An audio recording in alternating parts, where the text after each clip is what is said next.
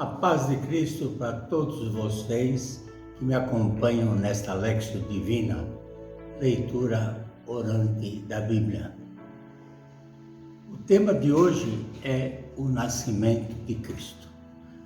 Vamos começar com a oração, pedindo as luzes do Espírito Santo para que nos ilumine e que o Espírito Santo nos fale ao coração de cada um.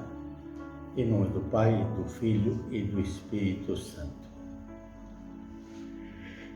Pai Santo, quisestes que fossem os pastores os primeiros a reconhecer e acolher Cristo. Dai-nos o Espírito Santo para que possamos também nós reconhecer o vosso Filho e assumir suas feições e partilhar a sua vida. Amém. Em nome do Pai, do Filho e do Espírito Santo. E a leitura é do Evangelho de São Lucas. São Lucas, capítulo 2, de 1 a 20. Eu passo agora a leitura. Naqueles dias saiu um decreto do imperador Augusto mandando fazer o recenseamento de toda a terra. O primeiro recenseamento feito quando Quirino era governador da Síria. Todos iam registrar-se, cada um na sua cidade. Também José, que era da família e da descendência de Davi, subiu da cidade de Nazaré, na Galileia, à cidade de Davi, chamada Belém, na Judéia, para registrar-se com Maria, sua esposa, que se achava grávida. Quando estavam ali, chegou o tempo do parto. Ela deu à luz o seu filho primogênito. Envolveu-o em faixas e deitou-o numa manjedoura, porque não havia lugar para eles na hospedaria. Havia naquela região pastores que passavam a noite nos campos, tomando conta do rebanho. O anjo do Senhor lhes apareceu e a glória do Senhor os envolveu de luz. Os pastores ficaram com muito medo. O anjo então lhes disse: não tenhais medo. Eu vos anuncio uma grande alegria que será também a de todo o povo. Hoje, na cidade de Davi, nasceu para vós o Salvador, que é o Cristo Senhor. E isto vos servirá de sinal. Encontrareis um recém-nascido envolto em faixas, deitado numa manjedoura. De repente, juntou-se ao anjo uma multidão do exército celeste cantando a Deus. Glória a Deus no mais alto dos céus, e na terra paz aos que lhes são do seu agrado. Quando os anjos se afastaram deles para o céu, os pastores disseram uns aos outros: vamos a Belém para ver o que aconteceu, segundo o Senhor nos comunicou. Foram, pois, às pressas a Belém e encontraram Maria e José e o recém-nascido deitado na manjedoura. Quando o viram, contaram as palavras que lhes tinham sido ditas a respeito do menino. Todos os que ouviram os pastores ficavam admirados com aquilo que contavam. Maria, porém, guardava todas estas coisas, meditando-as no seu coração. Os pastores retiraram-se, louvando e glorificando a Deus por tudo que tinham visto e ouvido, de acordo com o que lhes tinha sido dito. Vamos então agora passar à explicação deste Evangelho. Uma primeira pergunta é: como poderiam José e Maria imaginar uma viagem de Nazaré até Belém, percorrendo do norte a sul de Israel uma distância de mais de 9.000 quilômetros e no estado de gravidez adiantada em que se achava Nossa Senhora? Isso nem por sombra passaria pela cabeça deles. E, no entanto, isto aconteceu. É que o homem põe e Deus dispõe. O imperador Augusto, como os poderosos da terra, tem a ambição de conhecer e controlar a terra e a população que estão sob o seu domínio.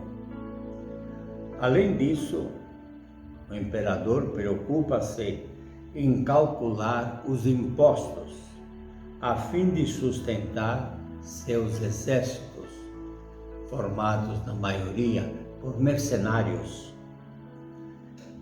em todo o seu território.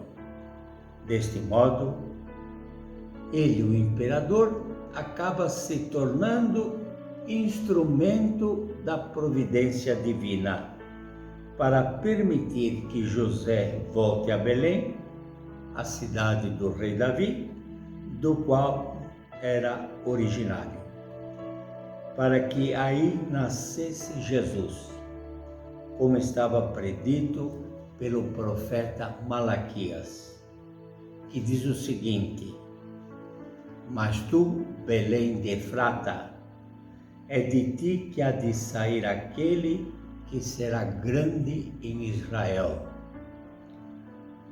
Belém significa casa do pão, um nome profético para o pão da vida que seria dado à luz.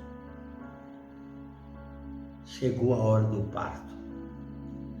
Maria gerou o filho primogênito. Talvez vocês estranhem este adjetivo, primogênito. Por quê? Nós nos perguntamos, Nossa Senhora não teve um só filho, permanecendo virgem antes, durante e depois do parto? É que para os israelitas, o primeiro filho era sempre denominado primogênito, tivesse ele ou não outros irmãos. Assim, foi descoberta uma antiga lápide em que se falava de uma mulher que teve um filho primogênito e veio a falecer. Portanto, ela não pode ter tido outros filhos. Maria envolve o recém-nascido em panos e o depôs em uma manjedoura. Manjedoura é o coxo onde se alimentam os animais. Foram gestos concretos, afetivos e ternos de uma mãe. Mais tarde, serão os mesmos gestos repetidos por José de Arimateia ao descer o corpo de Cristo da cruz. Envolveu-o em um lençol e o depositou num sepulcro cavado na rocha. Ao nascer, Jesus toma emprestado um coxo dos animais e, ao morrer, lhe é emprestada uma cruz pelo império. É o Cristo que afirma não ter onde repousar a cabeça. Nada tem de seu, de sua propriedade. Cristo nasce de uma família pobre, mas a sua pobreza não é apenas material, econômica. É uma carência existencial. Nasce distante da aldeia, da casa dos seus pais, não tem o habitual afeto de família e dos amigos, longe do conforto que poderiam oferecer os seus. E em Belém não havia lugar para eles. É natural que, nas circunstâncias do recenseamento, as aldeias estivessem lotadas com gente natural naquele lugar. Não havia lugar para eles na pousada.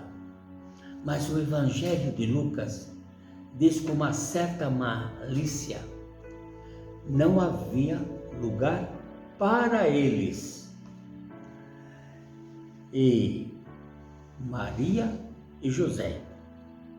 É claro que, sendo pessoas de poucas posses, não podiam concorrer com outros pretendentes a um abrigo. Além disso, uma mulher prestes a dar à luz significava maiores preocupações e cuidados. Criança implica sempre um incômodo extraordinário. Até hoje, encontramos placas em certas casas de cômodo, temos vagas para casais sem crianças. Portanto, as portas se fecharam para José e Maria. Como devia acontecer às parturientes pobres de toda a Palestina. Este será o drama de Jesus ao longo de toda a sua vida. Veio para os seus, mas os seus não o receberam. Finalmente, morrerá expulso da terra, elevado em uma cruz, sem direito a pousar os seus pés sobre o chão. O primeiro anúncio do nascimento de Cristo foi dado aos pastores. Os pastores constituíam uma categoria de marginalizados e desprezados, semi-nômade, pouco confiável socialmente em razão da sua desonestidade. E não faltavam razões para pensar assim, digamos a verdade. Gente que, por seu tipo de vida, dificilmente observava os preceitos da lei judaica. Não podiam entrar no templo para orações. Não eram admitidos como testemunhas num tribunal porque eram falsos, trapaceiros e violentos.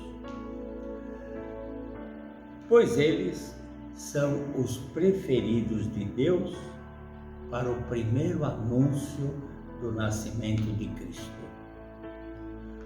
Um anjo se faz porta-voz de Deus. O texto fala de glória, luz e espanto. São elementos habituais que aparecem nas manifestações divinas. Os sinais de maravilha não acontecem na gruta do nascimento, mas longe dela, no campo, com a mensagem do anjo, o coro dos anjos. Não só fala que hoje nasceu um Salvador, mas acrescenta: nasceu para vocês.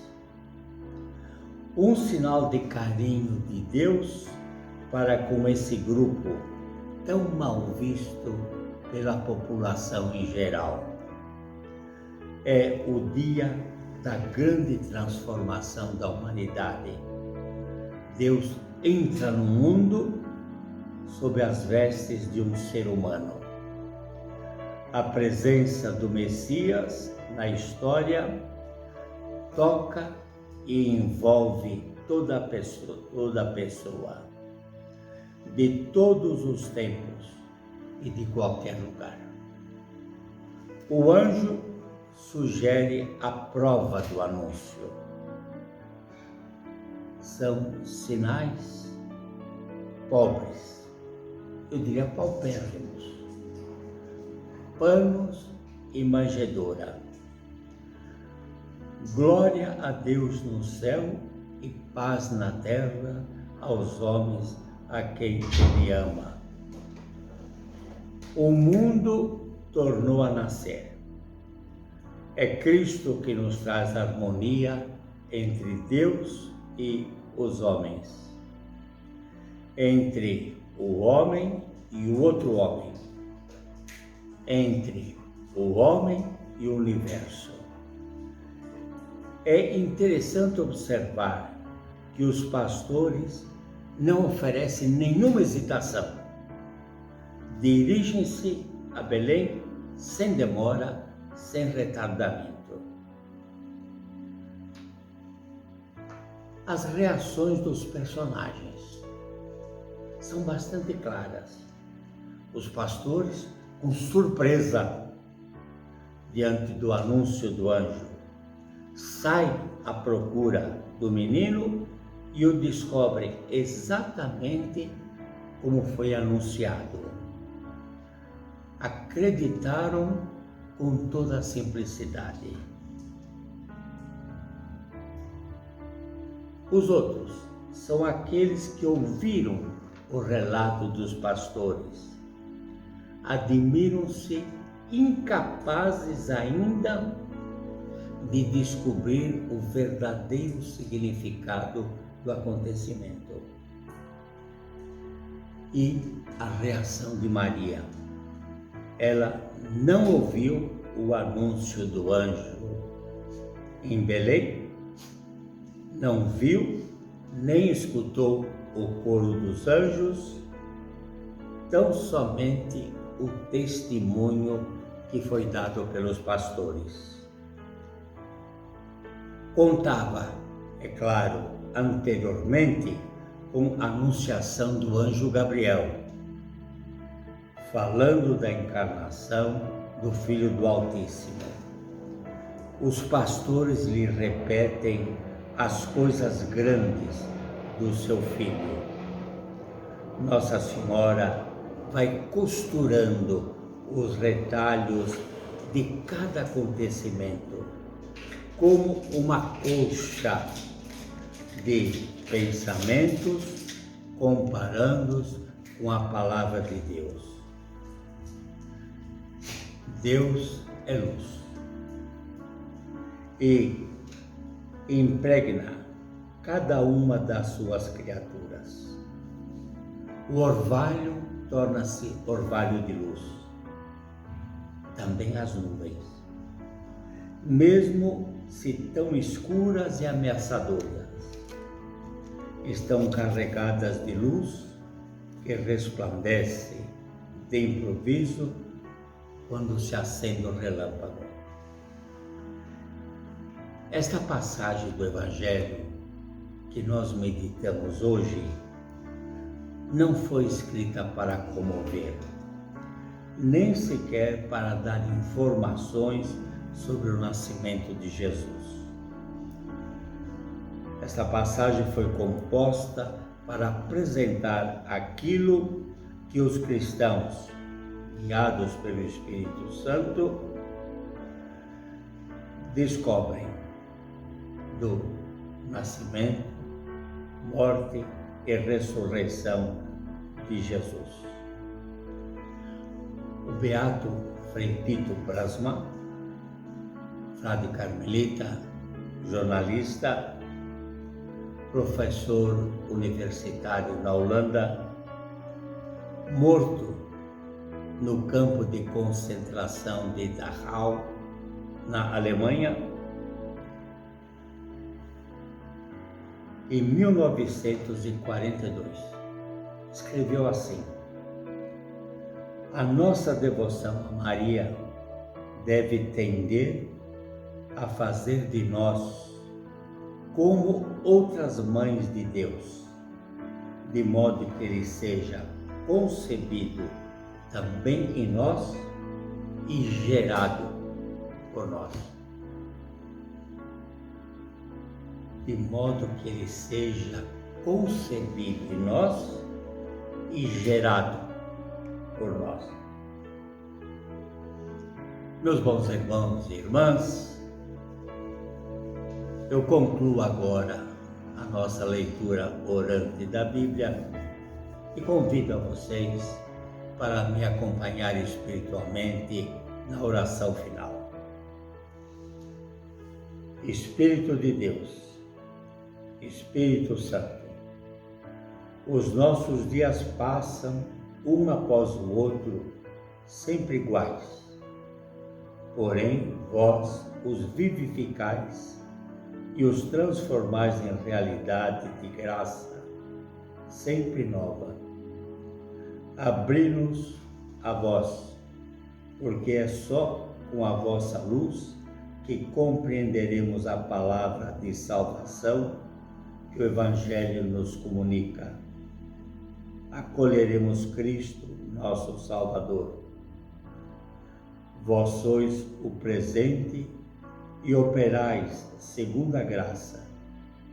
Por isso, o dia do nascimento de Jesus é um dia diferente, um dia único, centro de todos os dias, em que o Eterno entrou no tempo.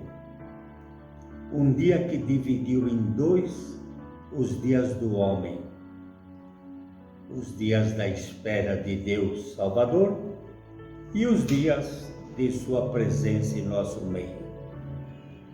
É o dia de Natal, o dia em que Jesus, o Cristo, acolheu no coração os pastores, no coração de cada um de nós, neles representados. Entre nós, Espírito Santo, tornai hoje presente Jesus, o Deus conosco, o nosso Salvador, o nosso Libertador. Amém. E despeço-me de todos vocês, dando-lhes a bênção, desejando paz e saúde a todos. Abençoe-vos o Deus Todo-Poderoso, o Pai, o Filho e o Espírito Santo. Fiquem com Deus.